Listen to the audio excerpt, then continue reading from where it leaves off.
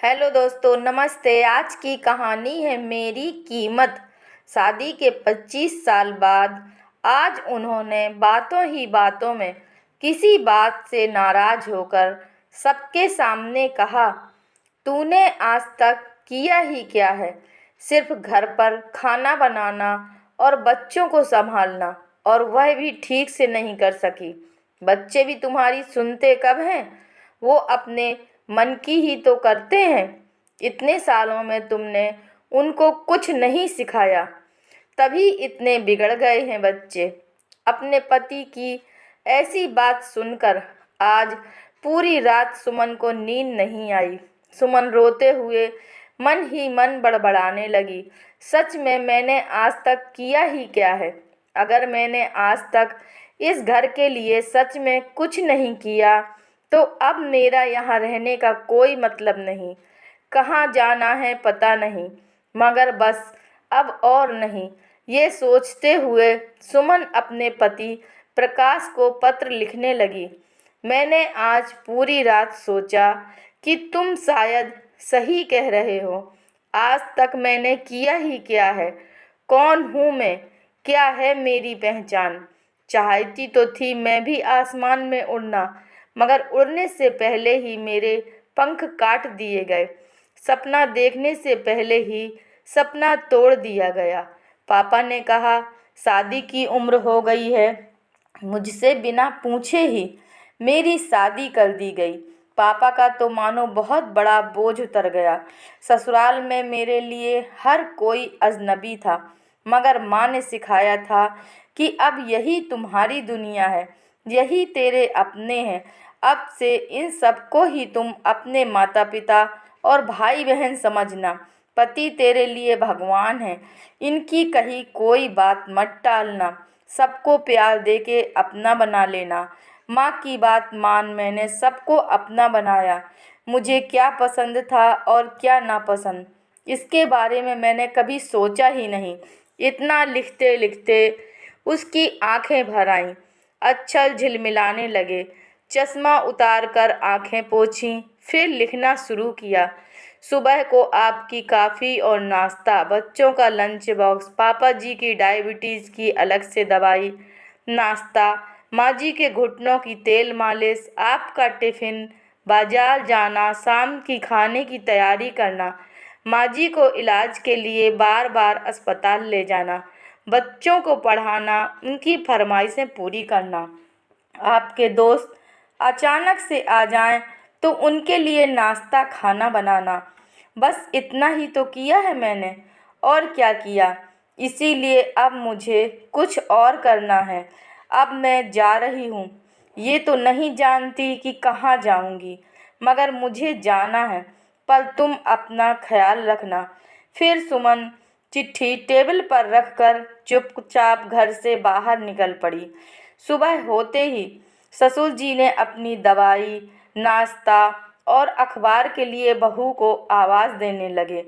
उसके साथ ही सासू माँ भी अपने घुटनों की मालिश के लिए बहू को आवाज़ देने लगी। बच्चे भी, माँ हमारा ब्रेकफास्ट कहाँ है? कोई जवाब ना पाकर चिंतित हो उठे कि आज माँ कहाँ चली गई।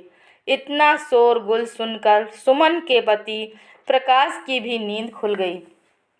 क्या हो गया, यह सोचते हुए वह बाहर आया। इतने शोर क्यों मचा रखा है सुबह सुबह? पापा देखो ना, माँ कहीं नहीं दिख रही। हमको कॉलेज जाने में देरी हो रही है। अभी तक ब्रेकफास्ट भी नहीं किया। लगता है आज भूखा ही जाना पड़ेगा। दूसरे ने कहा, मेरी किताबें भी नहीं मिल रही हैं। माँ तुम कहाँ हो? तीसरे ने कहा, मैंने अभी तक स्कूल ड्रेस भी नहीं पहनी है। पापा जी ने आवाज़ लगाई, बहू जरा देखो तो मेरा चश्मा किधर है? माँ आवाज़ लगा रही थी, बहू मेरे मालिश की बोतल और दवाइयाँ कहाँ हैं? सारा घर जैसे बिखरा हुआ था। प्रकाश जोर से चिल्लाया, सब लोग चुप हो जाओ, मैं देखता हूँ वो कहाँ है। यहीं कहीं होगी, कहाँ जाएगी? प्रकाश फ़ोन करने के लिए अपना फ़ोन ढूंढने लगा। उसका फ़ोन टेबल पर रखा था। वह जैसे ही टेबल से फ़ोन उठाने के लिए झुका तो उसकी नज़र उस पत्र पर पड़ी। उसे आश्चर्य के साथ बेचैनी होने लगी। वह जल्दी से पत्र खोलकर पढ़ने लगा। पत्र पढ़कर ही उसे याद आया कि उसने कल शाम अपनी पत्नी का कितना अपमान किया था, वह भी सबके सामने। ओह! उसे अपनी गलती का एहसास हुआ। वो उससे माफ़ी मांगना चाहता था, मगर कैसे? उसका कोई अता पता नहीं था। उसने उसके मायके और उसकी सहेलियां सबको फ़ोन करके पूछा, मगर किसी को नहीं पता था कि वह कहाँ गई, किस हाल में है। घर में कोहराम सा मच गया। पापा जी और माँ जी को तो जैसे अचानक ही और बूढ़े हो गए थे। उनकी दवाई, उनका तेल, उनका चश्मा सब कुछ जैसे भूल गए थे। उनकी भूख प्यास भी बंद सी हो रही थी।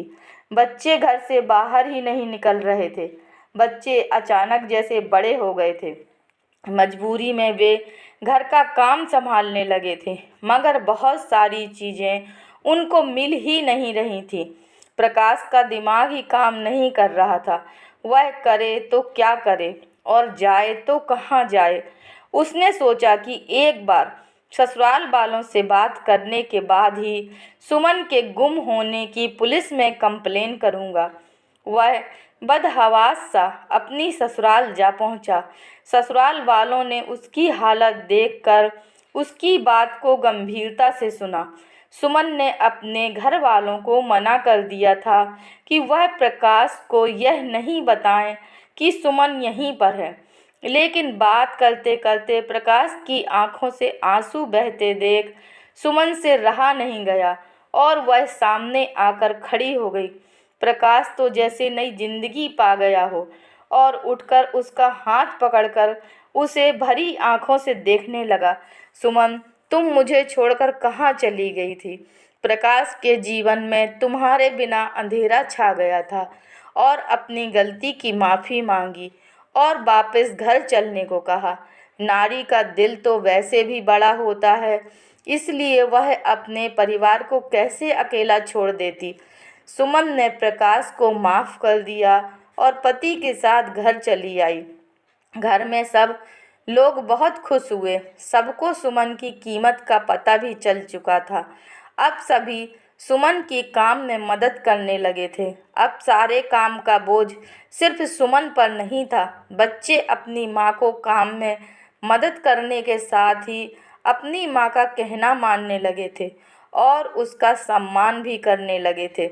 सुमन के पति प्रकाश ने भी अब जान लिया था कि एक महिला घर के सारे काम कितनी आसानी से कर लेती है और उसके ना होने पर घर कैसे तहस नहस हो जाता है। इसलिए उसके काम की सराहना करें, क्योंकि जो वह अपने घर के लिए करती है वह कोई नहीं कर सकता।